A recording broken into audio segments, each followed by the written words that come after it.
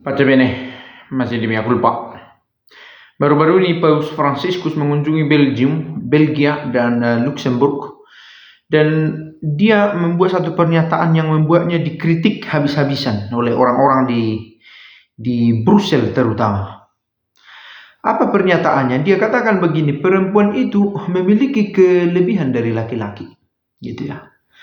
Untuk memberi kehidupan, melahirkan maksudnya, untuk memelihara, menyusui, memberi perawatan.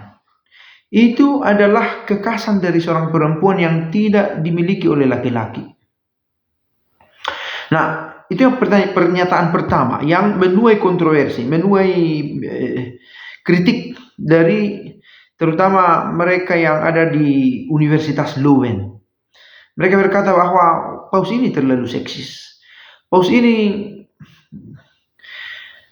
membatasi dirinya pada pikiran-pikiran yang tradisional, yang kuno. Sekarang ini yang terjadi adalah bahwa laki-laki bisa jadi perempuan, perempuan bisa jadi laki-laki. Babak belur. Karena dikeroyok oleh banyak orang gitu ya, secara intelektual. Tetapi Paus berkata bahwa kamu sakit hati karena pernyataan itu, saya mohon maaf. Tetapi soal pernyataan ini aku harus mengatakan kebenaran, katanya. Dan syukur sekali Paus Franciscus tidak lebih mementingkan dirinya disukai orang sana sehingga bermanis-manisan. Tidak memilih begitu, tetapi dia memilih untuk mengatakan apa yang harus gereja katakan.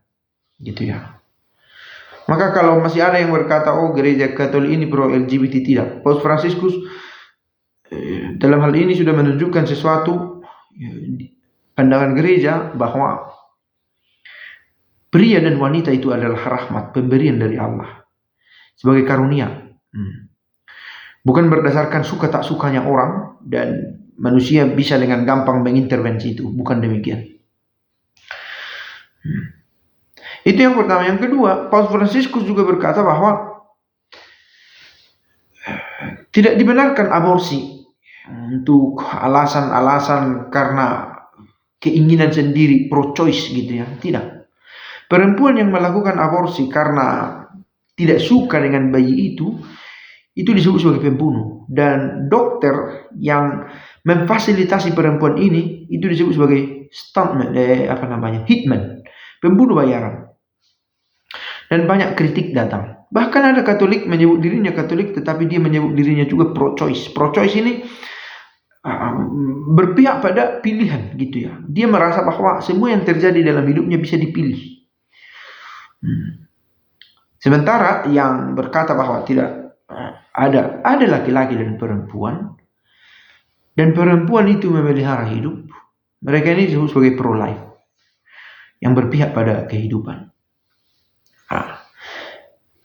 Yang tadi pro-choice itu membuat demonstrasi bahkan sampai ke Vatikan ini, mengkritik Paus karena pernyataannya itu. Tetapi lagi-lagi dikatakan, aku harus mengatakan kebenaran, begitu kata Paus. Dan saya pikir ini seruan yang sangat perlu gitu ya. Mungkin di tempat kita ini bukan hal susah untuk membuat pernyataan demikian. Tetapi di Eropa ini gereja-gereja denominasi banyak yang menyerah ya, yang berdamai dengan keadaan. Bagi mereka yang tahu situasi Eropa ini akan melihat bahwa gereja Protestan itu, sekali lagi Protestan yang bukan Katolik, masing-masing membuat keputusannya ya. Bahkan membuat modifikasi dalam gereja supaya lebih ramah kepada mereka. Misalnya dengan memakai stola, pakaian pendetanya berwarna-warni, warna pelangi, atau we welcome you atau apalah dikatakan. Dan sedikit banyak juga terjadi di beberapa gereja Katolik yang tidak taat kepada tahta suci, boleh dikatakan dalam prakteknya ya. Dia masih dalam kesatuan dengan gereja, tetapi mulai membuat aksi-aksi supaya dia tidak ditinggalkan orang-orang gitu ya, orang-orang yang pro-choice ini. Nah, sebuah pelajaran saya pikir ini dari Paus Franciscus dan mengingatkan kita akan cita-cita gereja.